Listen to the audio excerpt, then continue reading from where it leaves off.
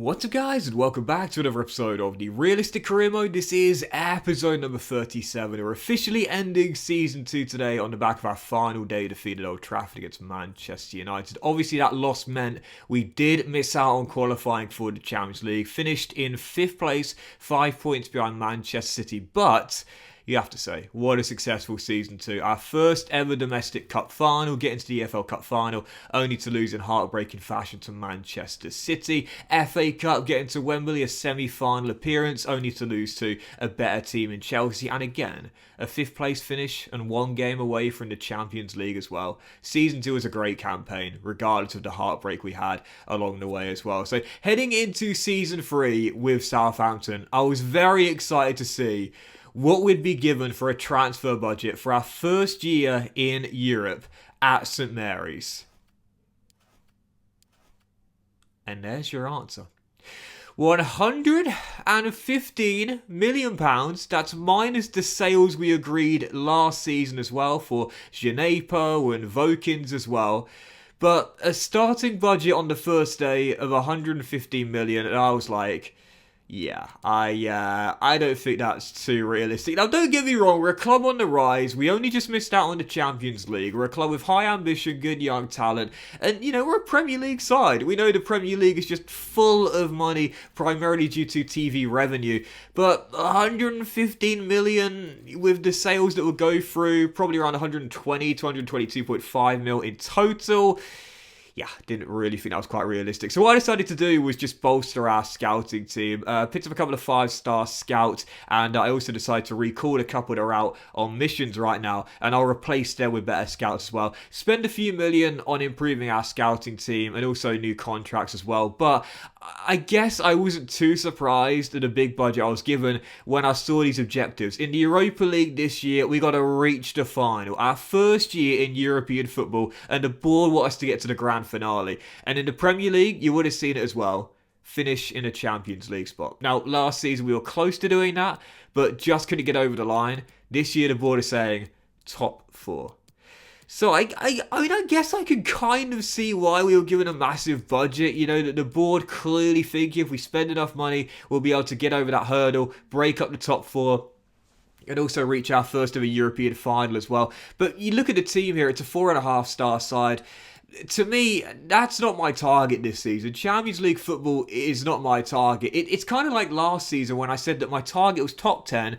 I was targeting, 7th, 8th, or 9th. But if we could sneak into a Europa League spot, 5th or 6th, that would be like the ultimate dream. And that's what we end up doing. That's kind of how I see this season with the top 4. It's like, my target this year is finish no lower than 5th or 6th. Stay in the Europa League. Continue to break up the top 6 like we did last year. And if we could possibly sneak in to 4th place, that would be a dream, but it's not something I would say should be my minimum target like the board have given to me. For realism's sake, I think based on the team we've got, we're making great progression. We've got some stars here in Ritsu and JWP and Salisu as well, but really, I think 5th or 6th is a bit more realistic than top 4. And as for Europa League, I'd probably say quarters to semis is a bit more realistic as well. Even so, as we head through the squad, you see lots of players have the deal to come at the end of the year, and some noteworthy players as well. Stuart Armstrong, the youngster Martel, Diallo, Salisu, of course, going to get a big deal. Gareth Bale, challenge as well. And what you'll notice I decided to do here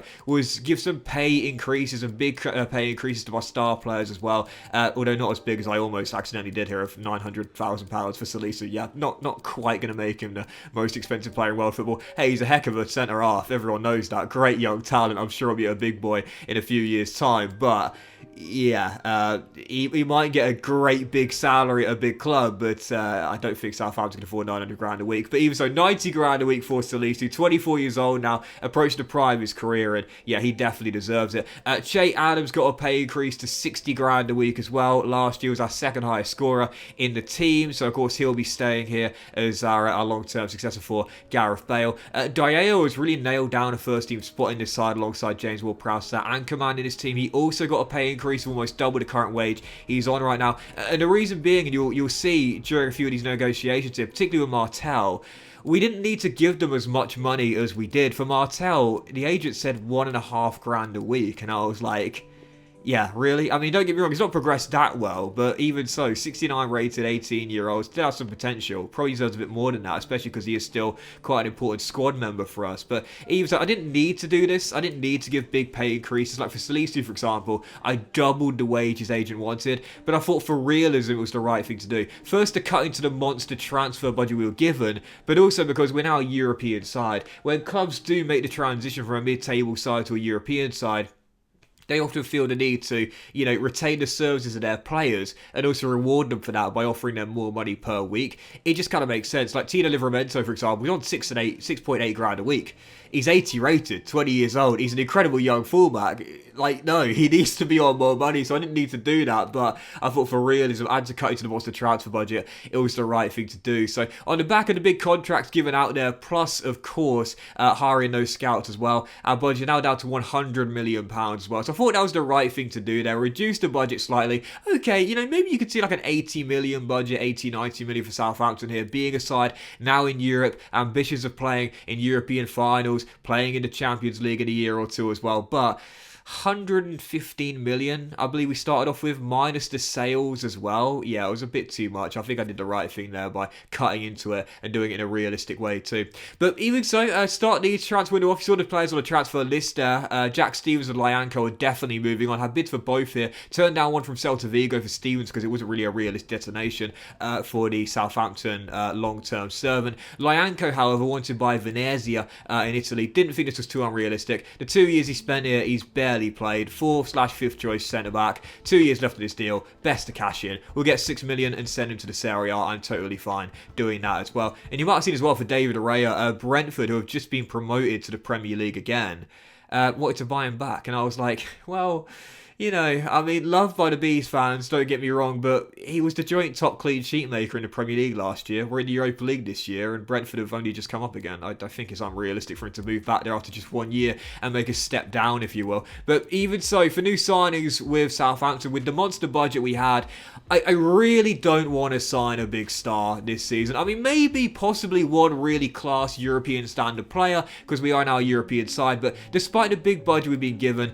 I don't want to sign a big star because we're just not that sort of club yet, But I did think about improving the squad depth for this team. If we are to be competitive on all three fronts this season, go to a Europa League final and break up the top four, we're going to need more squad depth to handle the midweek fixtures this season. So I decided to sign a new centre-half. Stevens and also Lyanco are going to go. The latter's already left, so I decided to replace him with Tosin Adarabioyo, former Manchester City centre-half. Had a couple of loan spells, including Blackburn, Rose, now of course at Fulham on a permanent deal, signed for £20 million, 78 rated, 25 years old in the prime of his career right now. I don't think he'll start ahead of Mark, but he'll definitely be a good option coming off the bench. Jerome Martel, I really like him as a youngster, but he's just not developing. And I mentioned before, defensive players and goalkeepers, youth goalkeepers, youth defensive players, don't develop very quickly in FIFA career mode, due to the fact their form is very rarely high, which of course plays a major part in their growth as well. But after signing Adarabioyo for 20 million, 80 million in the budget remaining, and I don't really know what to do with it, man. It's so funny because it's a massive budget, but I don't know where to spend it all. And again, I don't really want to sign like a really class European standard player. Again, maybe one who's currently playing outside of Europe right now, but I don't really want to sign someone from like a top 4 team, for example, unless they're what you call a squad player there. But for David Araya, I wasn't surprised to see this. Another big coming for the Spaniard. 27 years old, 77 rated, 10 clean sheets in the Premier League last year, and joint most in the season. Bayer Leverkusen, what it's taken to the Bayer Arena in Germany. I had no plans to sell the Spaniard. I really liked him last season, but Leverkusen are a bigger team, just like us, they're a European standard team as well. So I thought for realism's sake, for Raya to make the step up there to the Champions League, I think it will be hard to turn down the bid for realism's sake. Leverkusen wanted him. We got 12 million, that's not a bad bid. I think realistically, it would have been better to get more, but I wasn't able to get anything close to 13 mil. So 12 million in the end for David Raya. Didn't want to sell him, but again, for realism's sake, a big club like Bayer Leverkusen in the Champions League for this season, yeah, probably the right thing to sell him there for realism's sake. David goes after 1 year with us. Thanks to the service, David. All the best in Germany. He's off as the new starting number 1 at the Bayer Arena. As we turn this bid down for Jack Stevens from Cadiz. Once again, another unrealistic destination for Jack. We're trying to offload him this season, but after the sale of Raya,